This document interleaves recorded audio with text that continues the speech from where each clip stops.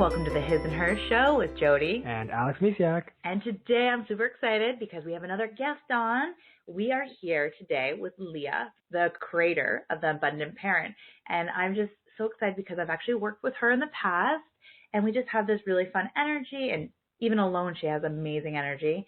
And we just have the shared interest of mindfulness.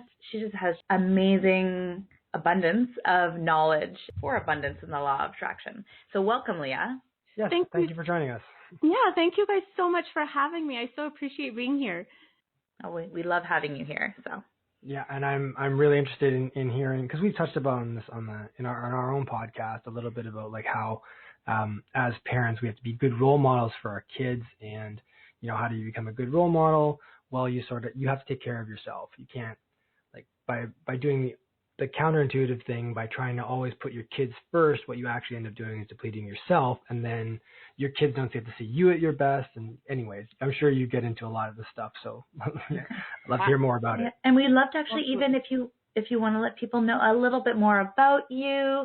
I love how Alex just wanted to jump in. He's just super excited about all the knowledge you're bringing to us today. But if you want to just, take a step back and maybe even just share a little bit about you, or maybe even how you got here. Sure. Well, I think to Alex's point, I think when you become a parent, you have a completely different mindset about life. Your whole understanding about the meaning of life shifts as soon as you see and you hold your child for the very first time. And part of that means wanting to make sure that you give them everything and you do everything for them. But like we were touching on there, it's not something that's going to allow you to sustain yourself as a really great model for your children for the long haul. And what you're teaching them is when you are constantly martyring yourself or making sacrifices for your own care, you're teaching your children that they should come to expect to be an adult that also makes sacrifices and puts themselves last and is always looking out for others instead of finding that true, deep, rich satisfaction that you can find in finding that self-love. But me coming to that understanding was a long journey. I have a lifetime of putting myself last, and it began when my mom was diagnosed with cancer when I was a kid. Mm-hmm. So when I was 7 years old, my mom, who was a single mom, was diagnosed with really late-term breast cancer. And at that time, even though I wasn't conscious of what was happening, there was a swap in our dynamic where I came to understand that my own needs paled in comparison to the struggle that my mom was going through of fighting for her life. Mm-hmm. And so it set up this understanding that I carried well into adulthood, which was putting myself last, making sure everyone else was comfortable, recognizing that my needs were small and minor in comparison to the needs and wants of everyone else in the world, set myself up to be a wife and a mother who also completely put myself last all the time. And then fast forward to going through a divorce and recognizing for the very first time how closely my children were always watching me. My children were always modeling mirroring my behavior. And that was really the big shift for me. That's when I started The Abundant Parent. That's when I began the journey with the law of attraction and understanding how much our energy impacts everyone around us, how our energy brings situations and events and people into our lives. And that's when I realized everything needed to change if I wanted to find satisfaction in my own life, but also to raise children who would be satisfied in their own lives. Oh, I love that. It just, it's a powerful story. And I love that you actually, went through that journey and discovered that, because my turning point actually was I saw my mom, and somehow in my head, I realized, she wasn't really happy. Like, she was I saw, a mom that was always putting herself like last as well. So I wanted to change that. So I love that you were, in the middle of it. And you're like, no, something needs to change. So, yeah. Absolutely. And I think when we look at our parents and we're able to recognize their deficiencies, I think it's just natural for us when we start our own parenting journey that we want to improve upon the experiences that we had as children. And I think that's just exploded with the internet and everyone talking about consciousness and mindfulness and We are just so much more aware now that children are born with their own purpose and ideas. And it's really our job to guide our children instead of, getting our ego involved and realizing that their journey sometimes can have absolutely nothing to do with our own. That is so true. We bring them into this world, but just because we want to do something doesn't mean they want to do something. But yeah, the whole mirroring thing is, so spot on. And you can just see it with kids, that our kids, even, they'll just all of a sudden come back at us with the same phrases we use. We're like, wow, you're definitely listening. Or the same behavior, Absolutely. Our kids are particularly good when, of getting under my skin sometimes, and then really good. And then as I'm not being or struggling with being the best model, so it's sort of like an amplification effect. It just goes back and forth, and I'm getting more upset. They're getting more upset, and it's just mirroring back and forth, and then that always ends in not a great way. But when I'm able to take myself out of it and sort of calm down, then it's almost immediate deflation of everything else that the kids are mirroring back at me. Our kids feel our emotions. Yeah, no, it's amazing. So, but not a lot of people know that or are conscious of it. So I'm glad that I'm learning to be conscious of that. So I'm glad there's people like us and my wife and people like you out there saying, okay, look, there's another way to do things, guys. You don't have to do things like your parents did or their parents did. Exactly. Well, and it's that energy, right? Energy doesn't lie.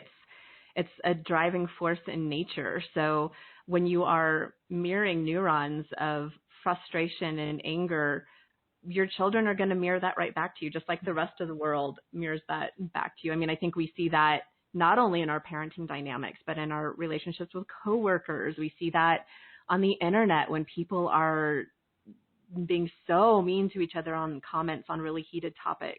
And it's that energy of what you're bringing to the table, you can absolutely expect to get back. And it's a big reason why I tell parents who work outside of the home, or their kids are away for the day and they're working in the home, or they're dealing with external family members, and they've had an escalated day where there's a lot of frustrations and struggles and it's drained them emotionally. I tell parents you have to swipe that clean before you go to pick up your kids or before you walk in the door, because if what you're looking for is a peaceful evening with your kids after a really long day, if you don't bring that peace in the door with you, they're just going to continue the momentum of everything you've experienced in the day. That is amazing advice. So thank you for sharing with that. And we've seen it, experienced it both sides of that coin. Yeah. I know if I worked up right to the point where Alex brings the kids home, and I don't connect to back to the just, I don't even know how to describe it, but just even bring inner calm back instead of go. Yeah, it can really. We've talked about it, taking off that hat. Yes, yeah. I'm not working anymore. Take off the hat. Yeah. But I love just you go into even more detail. What does that mean? Taking off the hat, getting that a sense of peace. Sure. Well, there's the energy that you're bringing, but there's also this dynamic of masculine and feminine energy that we don't really talk a lot about in our current culture. Everyone has masculine and feminine energy within them. It's that what they refer to in Asian in Asian spiritual studies as that yin yang, right? So things like having a job is a masculine energy. Ironically, being a parent, even if you're a stay-at-home mom, is also a masculine energy. So, for example, if one parent is working at home and one parent is as a stay-at-home parent and the other parent is coming home from a job, you're both bringing this masculine energy, you're kind of meeting with this big rush of energy where you've both been taking on these masculine roles all day long. And so part of what you need to do when you get home to release that flow of energy, not only from your experiences from the day, but just that masculine energy of showing up at your work, of being a stay-at-home parent, is you need to find that balance between one another. You both need to have that transition time to allow that one parent to unload from their work day, the other parent to unload from their parenting day. And so how do you do that, right? The best way is to, regardless of how excited everybody is to see one another, is especially for really small kids who are excited to see the parent who's been gone all day, is to create that time, that routine and that rhythm that the children and you all come to expect, that there's a 5 to 10 minute window where the parent gets to detox, for lack of better words, that maybe that going upstairs and changing their clothes and taking a shower or washing their face, just having that 10 minutes to shift from being that working parent to that at-home parent. Alternatively, as the stay-at-home parent, once that other parent comes home, they've reset, they've come back in the door and been able to be the more grounded parent that they need to be, then the parent that's been home all day, maybe they take 10 minutes to go shower. I mean, Lord knows that showering does not happen a lot when you're a stay-at-home parent. That is, yeah. But maybe that's what you do. Maybe you go and you have your first shower of the day or of the last 5 days. And you have that moment to just reset. Showers are a great way too, because there's so many negative ions when you get the rushing water that it can really reset your energy. Sometimes resetting your energy when you are getting ready to have an engagement with your children is maybe you're in the pickup line at school and you spend that 1 to 2 minutes just doing that slow, intentional breathing while thinking positive thoughts.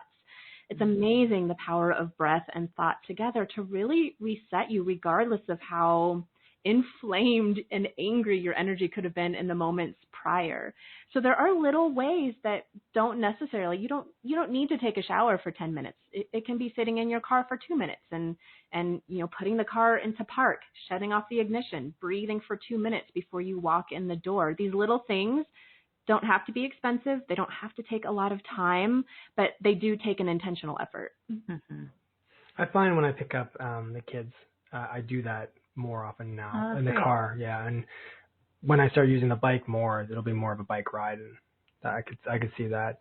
Now you talk about like the yin and the yang, the masculine and the feminine. And so you've given tips on like, okay, how do you shift from masculine to more feminine energy? Could you give me a few examples of what, it means to be in feminine energy? And is that as like, if you're striving for balance, is there a way to get, to shift towards masculine? Or is that less of an issue? Sure. No, I mean, it's just like releasing your negative energy where it takes that intentionality. It's the same with finding your connection with your masculine and feminine energy. So masculine energy is a lot more about doing and overseeing, and feminine energy is very much a receiving energy. So I mentioned taking the shower as an option. You're allowing yourself to receive that time of self-care and self-love. Taking little intentional moments to show yourself love is a very feminine energy. I really believe in our culture, we're in our masculine energy the majority of the time. I think especially as a parent, you go from being in a masculine energy in the outside world to being in a masculine energy at home with your kids. There's not really a break from that. You look at marketing, you look at social media, everything's about pushing messages out there and just constantly overseeing and pushing and that output of energy. And so that feminine energy is really about bringing it in and receiving and that calm and that warmth. And so whatever it is that brings you that peace, to find that calmer receiving mode, that's your feminine energy. Meditation is actually a great way to get into receiving mode as well. So after a day, whether you've been working out of the home or in the home, taking care of the kids or not, you've shifted, you've taken the time to shift out of your masculine energy, reconnect with your feminine energy. So now what's the payoff? What are our kids going to see? Sure. Well, like we talked about in the beginning, we are always modeling to our children behaviors and habits. And part of what a lot of us model, like we were saying earlier, is that lack of care for ourselves. So since that feminine energy is about receiving, it's about that self-love and that self-care, you're teaching your children to have a really nice balance as they reach adulthood and go out into the world of really understanding that it's okay to take time to nurture yourself. We get really far away from that in our really fast-paced world with social media, always having our cell phones on us, constantly having access to information with on-demand television, but really taking that time to disconnect and to nurture brings a lot of balance in your life. So you are able to really grind and work hard when it calls for it, but then you have that other beautiful balance of also being able to say, okay, today is my day to connect with myself.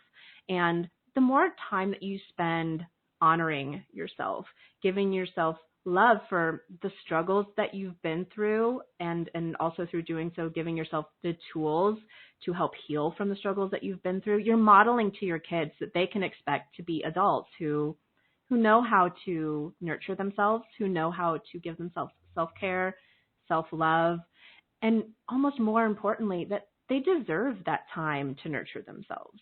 So all of this you're modeling to your children, both through your outward physical behavior, but even if you are nurturing yourself and you don't believe that you deserve to be nurturing yourself, and there is guilt and shame circulating around this time that you're spending giving to yourself, you're going to teach your children that because of these mirroring neurons, these neurons that are constantly firing, and then your children on the other end are mirroring them. They're picking up on them and learning to remodel those.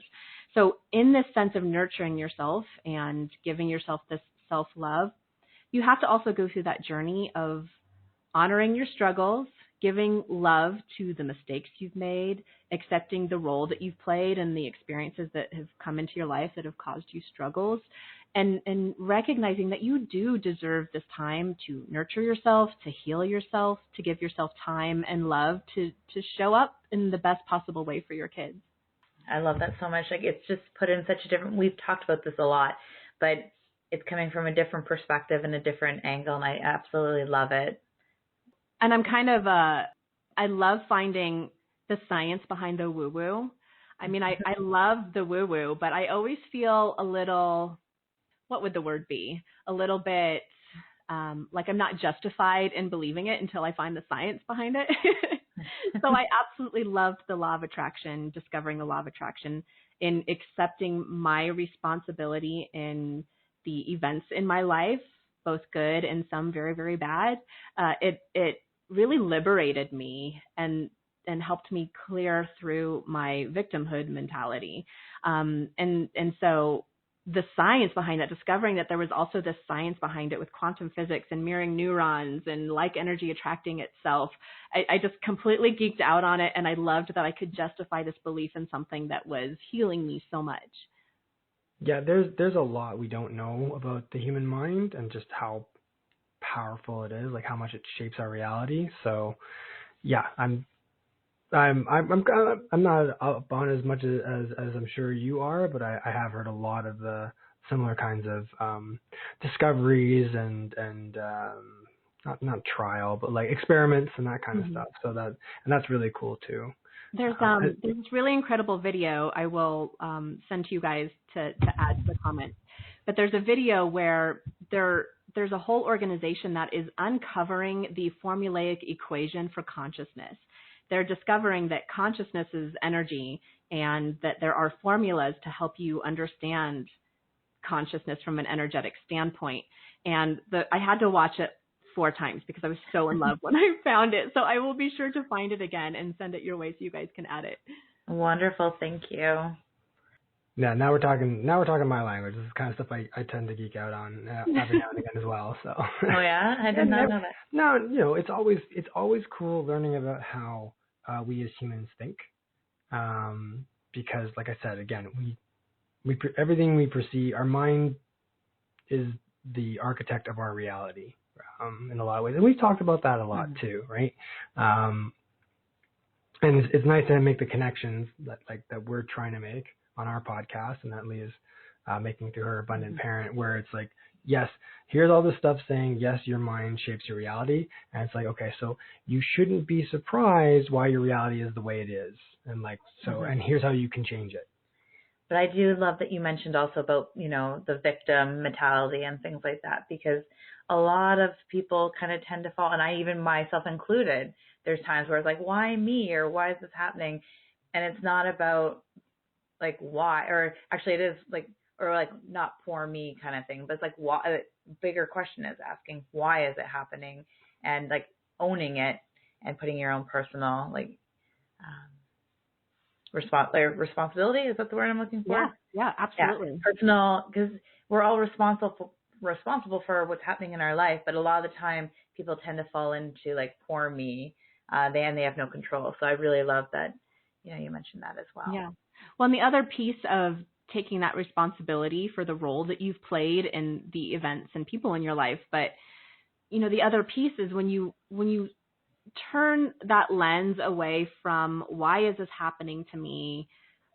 What have I done in this life or another one that has made me such a victim of this life, and you shift it and say, I'm bringing energy to the table that's impacted these experiences coming into my life, but then taking it a step further and saying, but I'm also learning so much from this experience, and I'm going to come out the other side of this experience so much more expanded and grown, and then taking on really valuable lessons that I can either apply to my parenting, or that I can find a way to enjoy life more through what I've learned through this. It changes everything.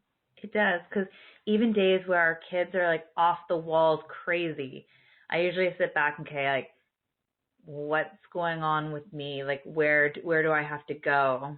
Because it's not about them, it's about me. And I've even found before where there's two scenarios where I could just be stressed and I'm getting annoyed with what they're doing. And the other one is that I'm centered and calm, and they could be doing things, but it's not affecting me emotionally or anything.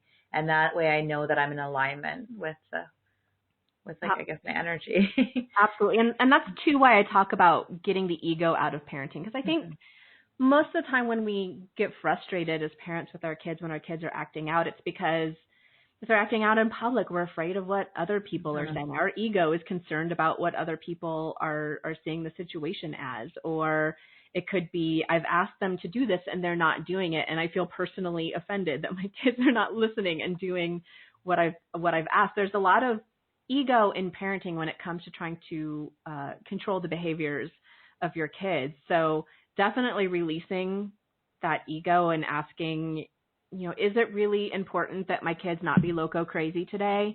No, it's probably okay to, they're probably going to live to see another day.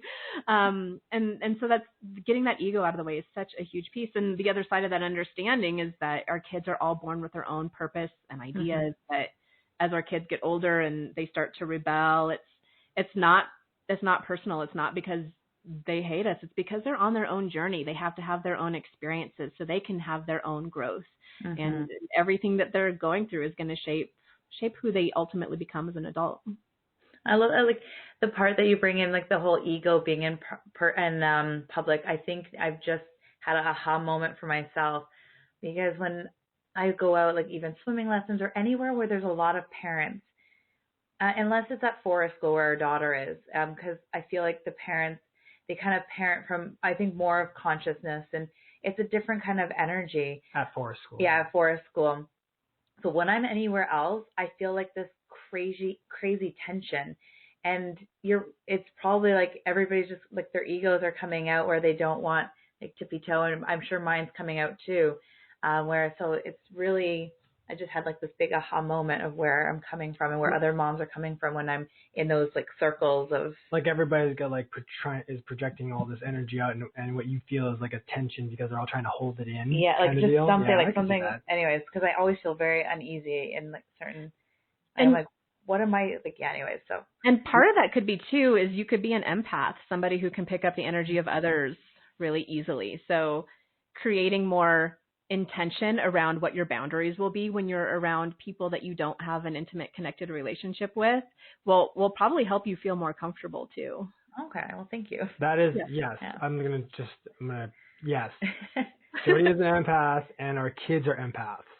Like, absolutely they are. There's no question in my mind, because they are able to pick up on way more. Like, I'm clearly not an empath, because they're able to pick up way more than I am. It's like, something will happen, and they'll either you'll have an emotional reaction or they'll have an emotional reaction, and I'll be like, what is going on?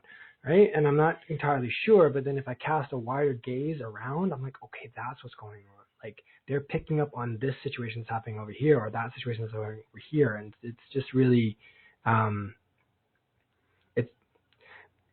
glad I've been on a journey with Jody during our podcast and through her journey as a coach and everything else, and get to meet people like you, Leah, because it's like I'm able to keep an open mind and see these things happening. Because if I hadn't, it would come off as very strange. So if there are people listening to this podcast and you're not sure what's going on, this could be something that's going on right now around you, and you just need to you need to be gentle, especially with those that you love. If you don't fully understand them, you can at least hopefully get an idea that, look, you're not alone, and I'm in the same boat as you, but you can still love them for who they are, and hopefully this will be like, okay, I'm not crazy, I'm not being unfair. This is just who they are, and it's a wonderful thing. If you have empaths in your family, like that's what's going on. When you're not sure what's going on, and they're reacting, chances are they're picking up on other things in your environment that you have closed yourself off to. Which isn't a bad thing, but it's something that they are working through and picking up on, and you just need to be there and support them, which I'm learning to do. Yeah, you had to really learn, but you just have to talk it out and let it go. I had to learn how to do that. That's right. And I'm glad I'm still learning, but I'm getting better. And it goes back to that, what I was saying earlier, is energy doesn't lie. So if your kids are picking up on energy, it doesn't lie. Whatever they're picking up on is existing somewhere. Something that I teach my kids when they are feeling really bad about things is I encourage them to always take a breath first, especially if there's something where they're being asked to do something, either an activity or a response of some sort. I always encourage them, take a breath first, really tap in and listen to your intuition. If it feels bad to say yes to whatever's being asked of you, then that's not part of your truth. But then the other piece of that is I remind them that not everything that they feel is necessarily their own, especially if they're in a group of other people, or they're not necessarily even in a group, they're even just with one other person, and they start to have a particular feeling that's not something that's typical for them. I always remind them to ask, is this my feeling? Is this an energy from another person?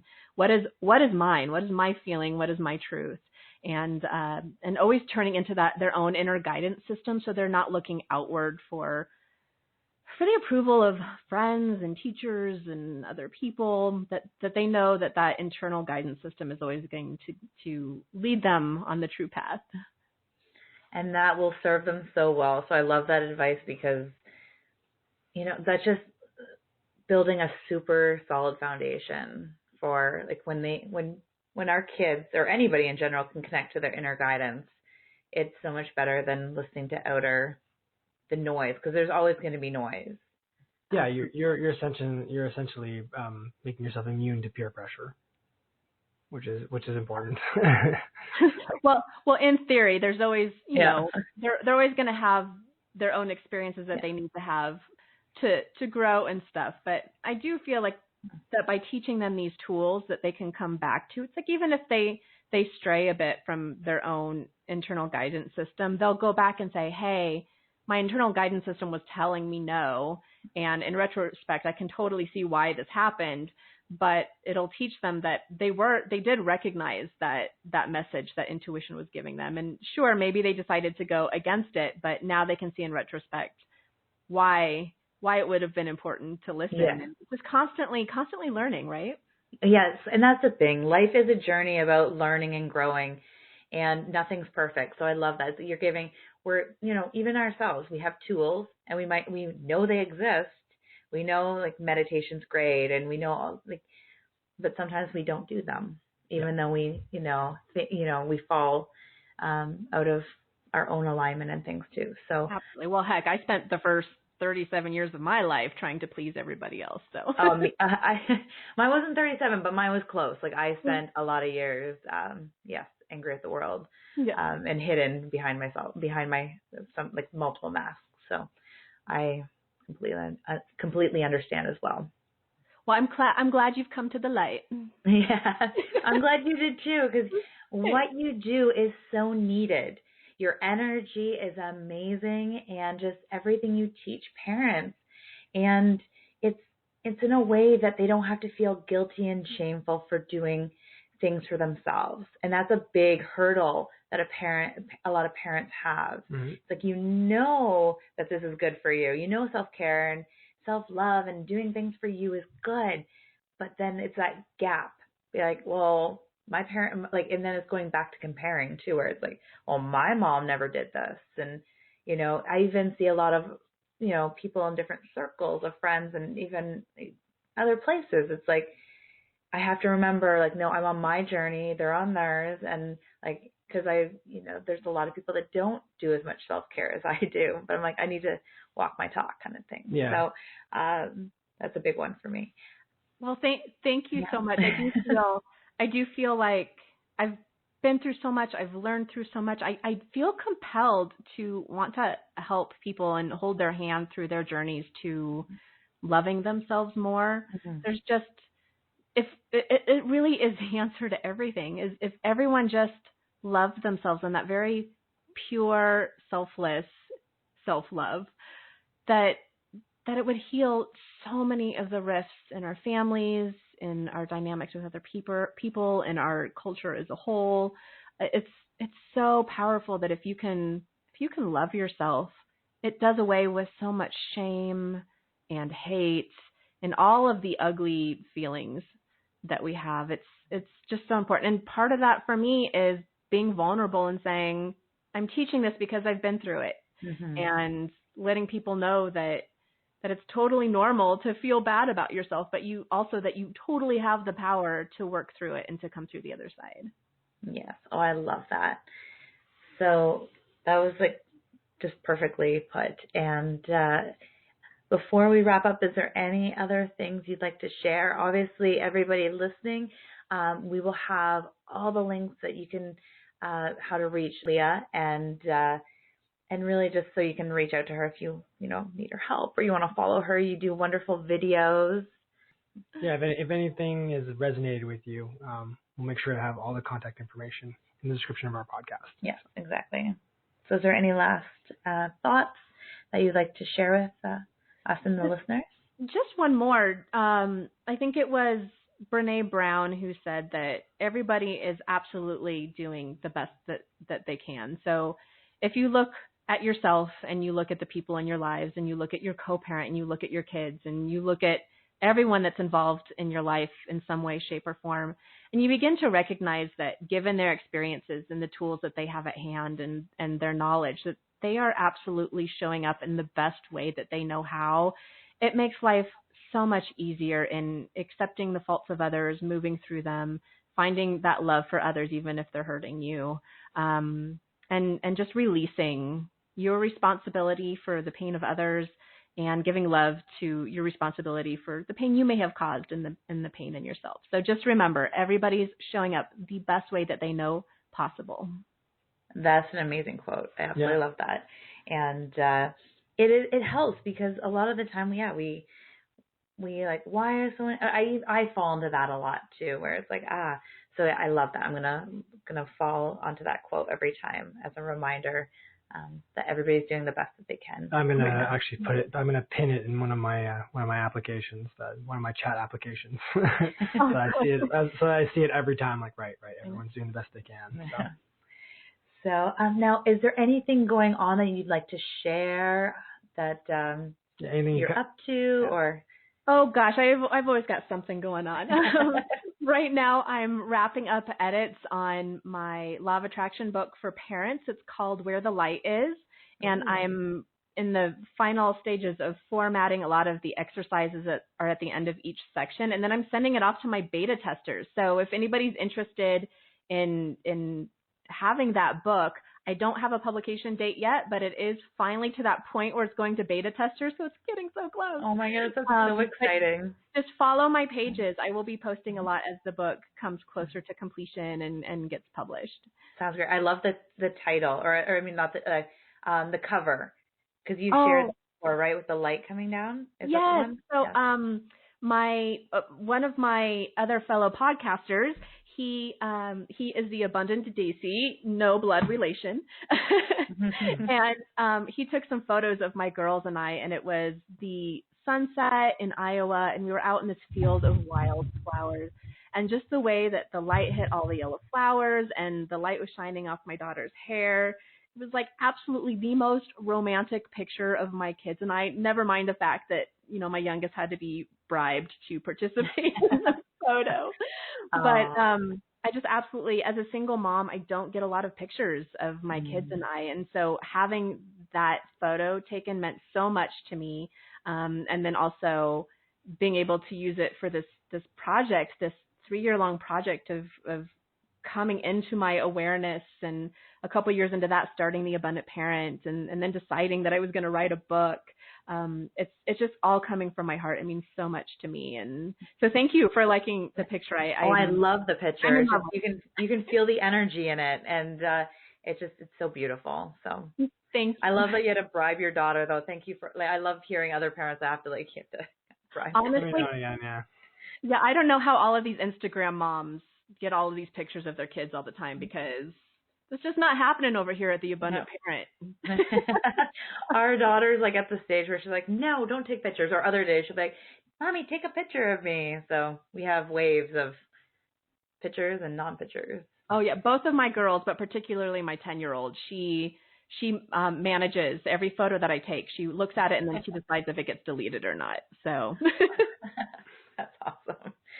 Oh, I love it. So, yes. Did you have any? No. We did really. It was really good. It was a great pleasure to talk to you today, Leah. Thank you. Yes, thank you so much, Leah, for being here. You just so much amazing information to be shared with our listeners, and even I've learned a lot too today. So thank you so much. Well, thank you so much for having me and giving me the opportunity to share what I'm so passionate about. It really means so much that you guys would have me. Thank you.